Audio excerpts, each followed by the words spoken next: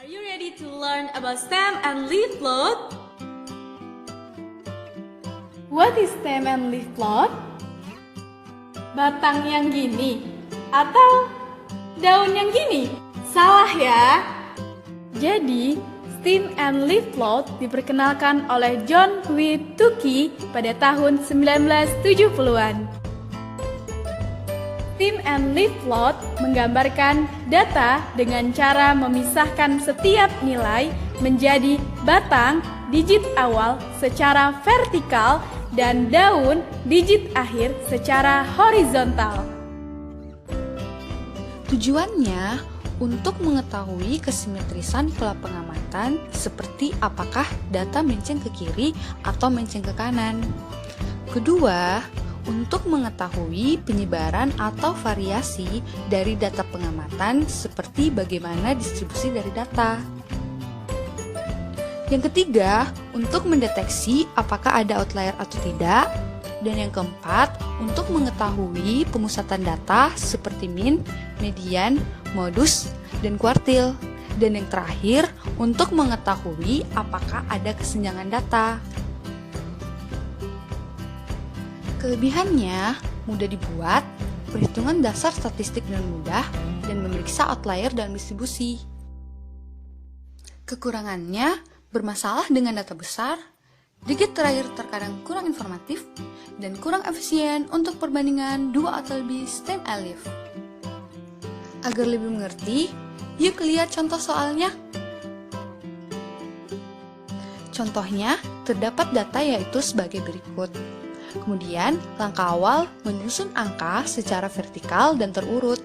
Angka ini dipisahkan oleh garis dan disebut sebagai batang atau stem. Angka tersebut merupakan digit awal pada data. Selanjutnya, menyusun angka secara horizontal dan juga terurut. Nah, angka ini disebut sebagai daun atau leaf-nya dan juga merupakan digit akhir pada datanya.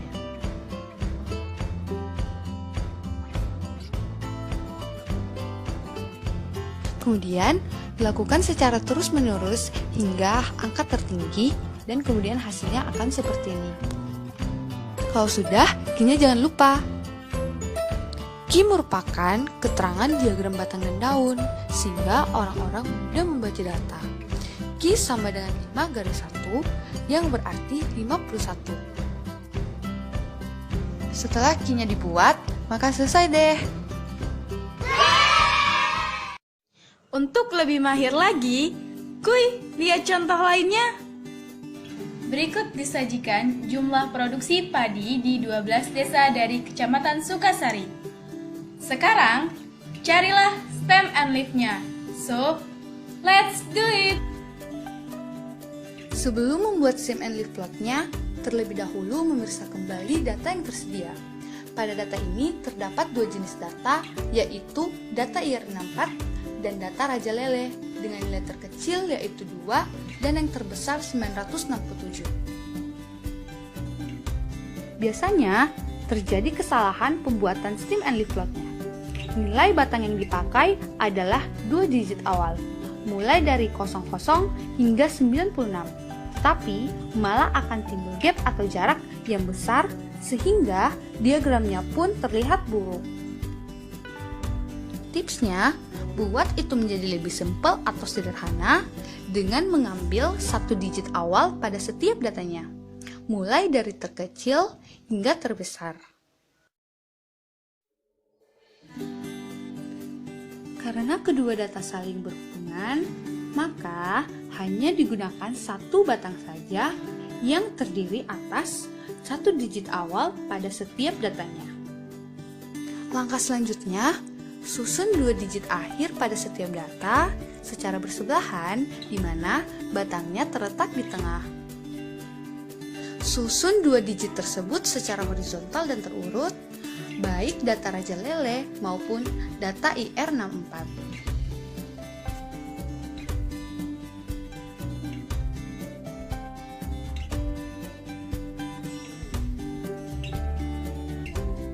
Dua digit akhir pada kedua data tersebut merupakan daun atau leaf-nya.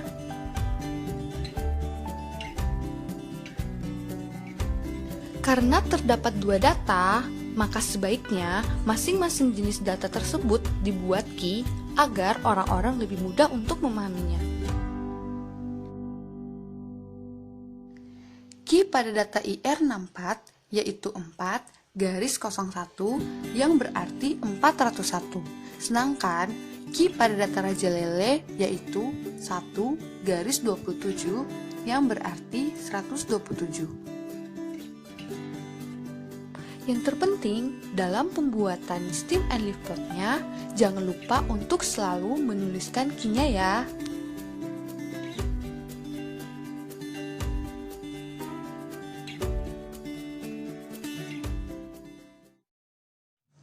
Kuy cek seberapa besar pemahamanmu. Diberikan data waktu untuk sarapan tiap orang di kelas dalam menit sebagai berikut. Carilah stem and leaf plotnya. Cermati, data tersebut hanya memiliki satu digit saja. Tipsnya, lihat nilai terendah dan tertinggi pada data tersebut. Nilai terendahnya 1 dan nilai tertingginya 11. Sehingga nilai batangnya 1-11 dan daunnya kita misalkan 0 yang berarti 1 sama dengan 1. Seterusnya hingga menjadi bentuk seperti ini.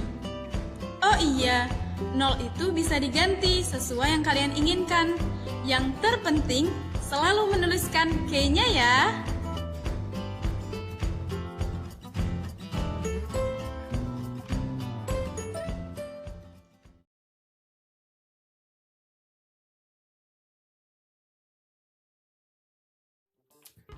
Sebelum masuk cara menyajikan data dalam tabel, kita harus tahu dulu apa itu data.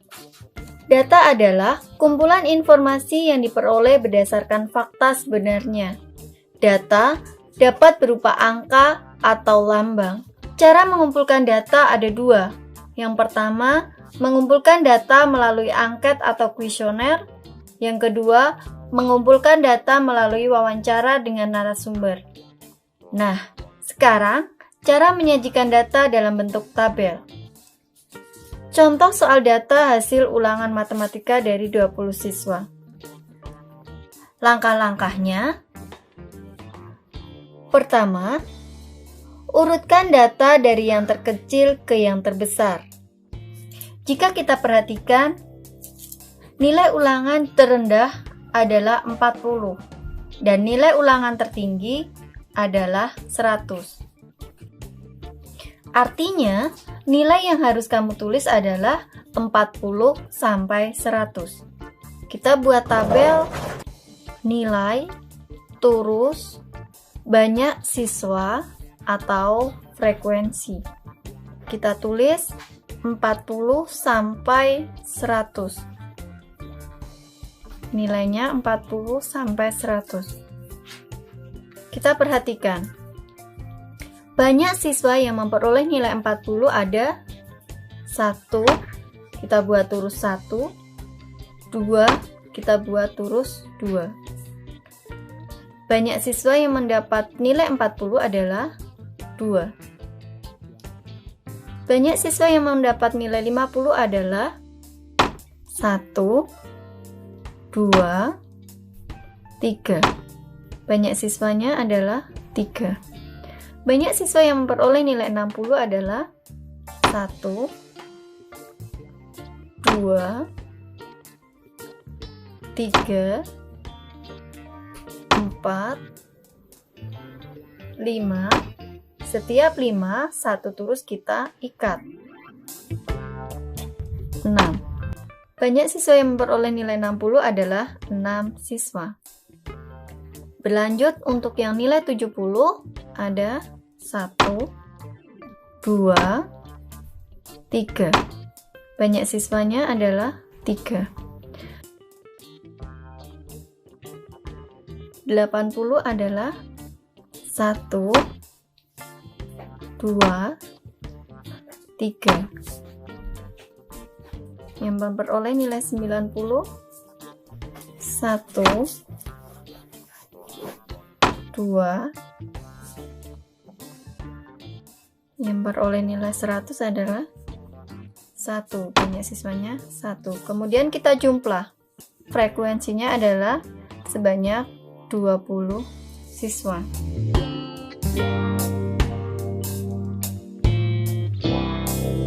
Kolom turus merupakan kolom bantuan saja. Jika semua data sudah masuk dalam tabel, kolom turus boleh dihilangkan.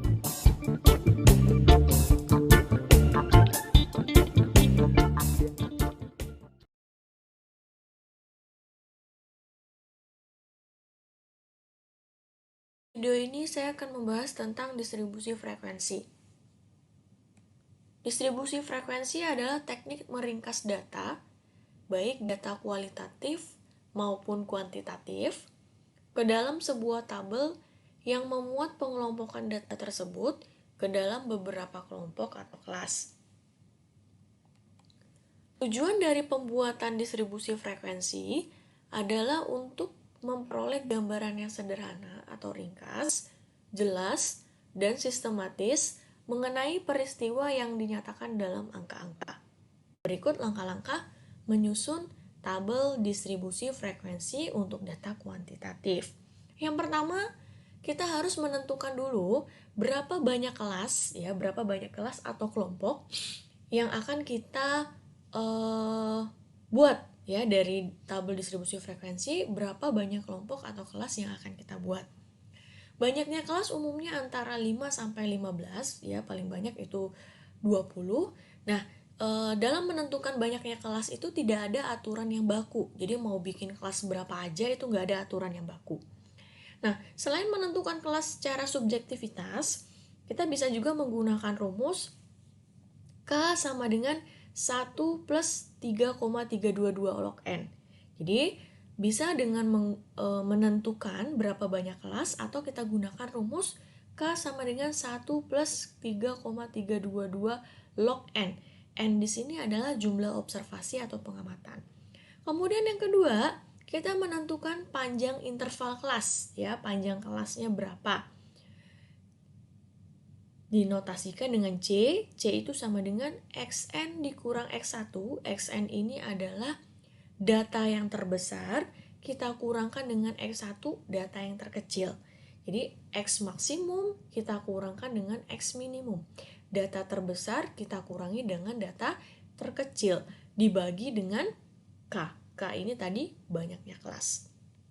Kemudian yang terakhir, langkah yang terakhir setelah kita tahu banyak kelasnya berapa, panjang intervalnya berapa, kita susun tabel distribusi frekuensi dan kemudian tentukan frekuensi dari masing-masing kelasnya. Oke, sekarang kita coba langsung ke contoh saja. Misalkan di sini diberikan data frekuensi penggunaan internet pada 30 mahasiswa dalam jam per bulan. Ya, mahasiswa pertama dalam sebulan menghabiskan waktu menggunakan internet 10 jam. Mahasiswa yang kedua menggunakan internet dalam sebulan selama 12 jam. Mahasiswa yang ketiga 19 jam, 45. Mahasiswa yang keempat 45 jam, mahasiswa yang kelima 45 jam dan seterusnya, ya. Di sini ada 30 mahasiswa. Kita mau membuat tabel distribusi frekuensi. Otomatis intinya kita mau mengelompokkan 30 mahasiswa ini ke dalam beberapa kelompok atau kelas. Tadi yang pertama, cara membuat tabel distribusi frekuensi, yang pertama kita tentukan banyak kelasnya ada berapa. Banyak kelas bisa ditentukan secara subjektivitas atau menggunakan rumus K sama dengan 1 plus 3,322 log N.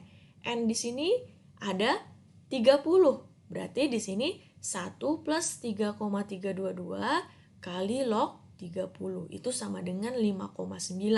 Jadi banyak kelas yang akan kita buat di tabel distribusi frekuensi kita itu ada 6 kelas. Oke ya, ada 6 kelas. Kemudian selanjutnya kita tentukan panjang intervalnya.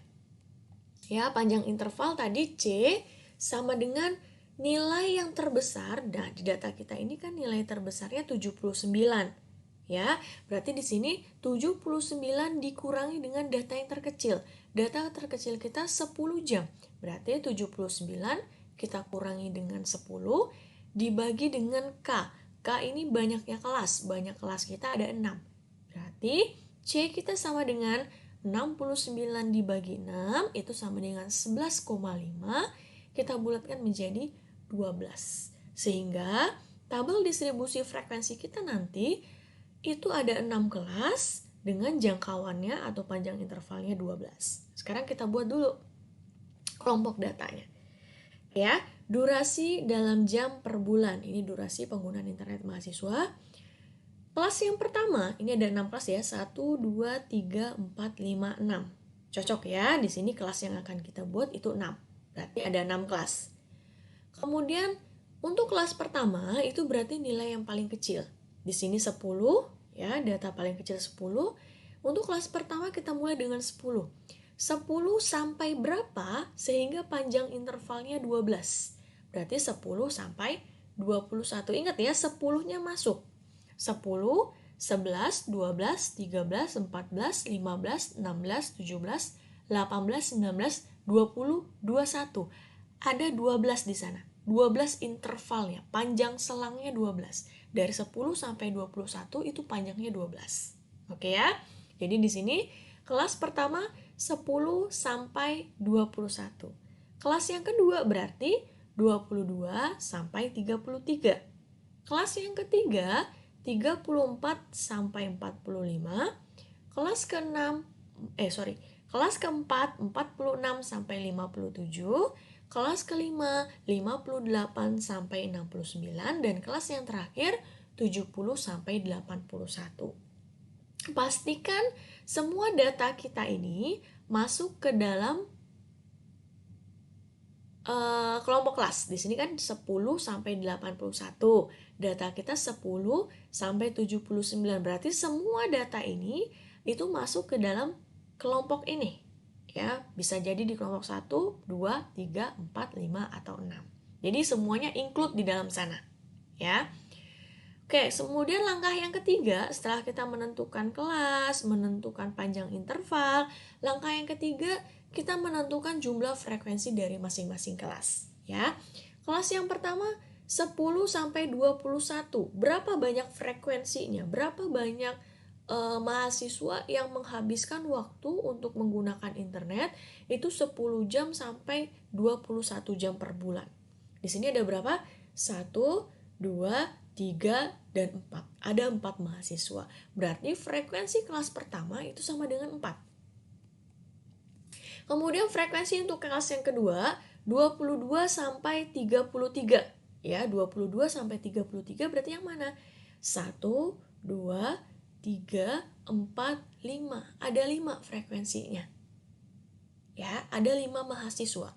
Kemudian durasi yang ketiga, 34 sampai 45. Berarti 1, 2, 3, 4, 5, 6, 7, 8, 9, 10, 11. Ada 11. Ada 11 mahasiswa. Jadi frekuensinya 11. Kemudian kelas yang keempat, 46 sampai 57. Kita hitung di sini ada berapa? 1, 2, 3, 4. Mana nih? Oke, 1, 2, 3, 4, 5, 6, 7. Ada 7 ya. Kemudian 58 sampai 69 itu hanya ada 1 ya, 61 ini. Berarti frekuensinya 1. Kemudian kelas yang terakhir 70 sampai 81 itu ada 2 frekuensinya. Total keseluruhan frekuensi itu akan sama dengan 30 atau harus sama dengan data awal kita. Nggak boleh lebih, tidak boleh kurang. Oke ya. Nah, begini cara membuat tabel distribusi frekuensi ketika data yang kita miliki adalah data kuantitatif. Mudah bukan? Oke.